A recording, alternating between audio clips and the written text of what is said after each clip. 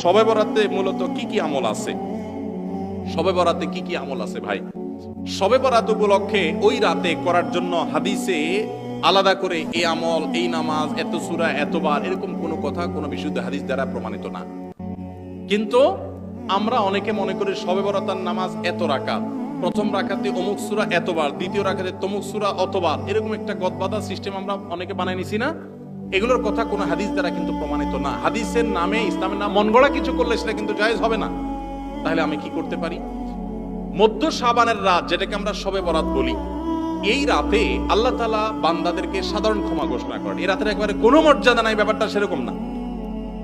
মর্যাদা হলো যে আল্লাহ তাআলা বান্দাদেরকে সাধারণ ক্ষমা ঘোষণা করেন। তবে যার ভিতরে অন্যের প্রতি হিংসা আছে, শত্রুতা আছে, তাকে আল্লাহ মাফ করেন না।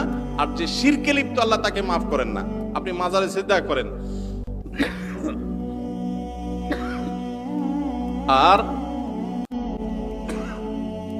শবে বরাতে সারা রাত মসজিদে সিজদা করতেছেন আর কান্নাকাটি করতেছেন, লাভ নাই, কারণ আপনি শিরকে লিপ্ত। শবে বরাতের সাধারণ ক্ষমা বা মধ্য শাবানের রাতের সাধারণ ক্ষমার মধ্যে আপনি পড়বেন না।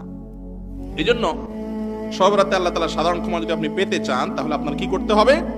আপনার নিজেকে শির থেকে মুক্ত করতে হবে। শত্রুতা বিদ্বেষ কারোর প্রতি রাখা যাবে না, সবাইকে মাফ করে দিতে হবে। আল্লাহ আমাদেরকে তৌফিক দান।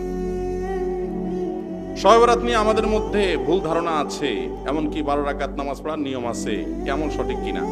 আমি একটু আগেই বলেছি, শবে বরাতের নির্দিষ্ট কোনো নামাজ, নির্দিষ্ট কোনো রাকাত সংখ্যা, নির্দিষ্ট কোনো আপনার পদ্ধতি, এগুলো কোনোটা কোনো হাদিস দ্বারা প্রমাণিত না। আপনি আল্লাহ তাআলার পক্ষ থেকে সাধারণ ক্ষমার আশায় দোয়া করছেন, নিজের মতো করে ইবাদতবন্দেগী করছেন, সেটা আপনার ব্যাপার। কিন্তু শরীয়ত আপনাকে নির্দিষ্ট কোনো ফরম্যাট ঠিক করে দেয় না যে এই ফরম্যাটে আপনাকে করতে হবে। আমরা অনেকেই 5 ওয়াক্ত নামাজের খোঁজ খবর নাই, কিন্তু শবে বরাতের নামাজের রাকাত সংখ্যা, পদ্ধতি, এগুলো আমাদের মুখস্থ এবং খুব প্র্যাকটিস করি। এর অন্যতম কারণ হলো আমরা মনে করি ওই রাত্রে ভাগ্য ঠিক হয়। অতএব এই রাত্রে যদি আল্লাহর কাছে একটু দোয়া দরুদ করে নামাজ কালাম করে ভাগ্যটা নিজের পক্ষে করে নেওয়া যায়, তো আবার আগামী 1 বছর যা মনে চায় করব।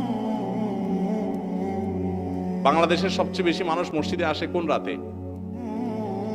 শবে বরাতে। মসজিদে মানুষ আসছে, এটা তো খুশির কথা, কিন্তু কথা হলো ওই রাতেই কেন বেশি আসে, অন্য সময় আসে না কেন? কাহিনী কি? কারণ মানুষ মনে করে ওই রাতে ভাগ্য ঠিক হয়। যেহেতু ভাগ্য ঠিক হয়, অতএব এই এক রাতে আইসা ভালো করে ফুসলায়া ফাসলায়া দোয়া দুরুদ করে টরে আমি যদি সব নিজের পক্ষে করে নিতে পারি, তাহলে এবার সারা বছর আবার যা মানুষ তা করলাম। একজন এলাকার এখানে চেয়ারম্যান সাহেব আছেন, এলাকার যারা জনপ্রতিনিধি সারা বছর যারা তার কাজ করে তাদেরকে তারা সুযোগ সুবিধা দেয়, তাই না? ভোটের সময়, নির্বাচনের সময় কোনো সময় তোমার চেহারা দেখা যায় না চান্দু, রিলিফের চাইলে আসা পরে তুমি এসে হাজির হয়ে গেছো ভাগ নেওয়ার জন্য। কি বলেন, চেয়ারম্যান সাহেব তারে খুব পছন্দ করে দিবে না দৌড়ানে দিবে? সারা বছর মসজিদে আসার খবর নাই, এখন তুমি ভাগ্য ঠিক হওয়ার আশা করে ওই সময় এসে সিরিয়াল দিয়ে দাঁড়ায় গেছো। তুমি পানি চেঁচার সময় ছিল না, মাছ ধরার সময় হাজির হয়ে গেছো। বুঝেন নাই কথাটা?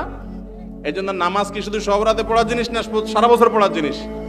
আর ভাগ্য কিন্তু মানুষের সবাই কদরও ঠিক হয়। সূরা দুখান আয়াত নম্বর 3 এবং 4 পড়বেন।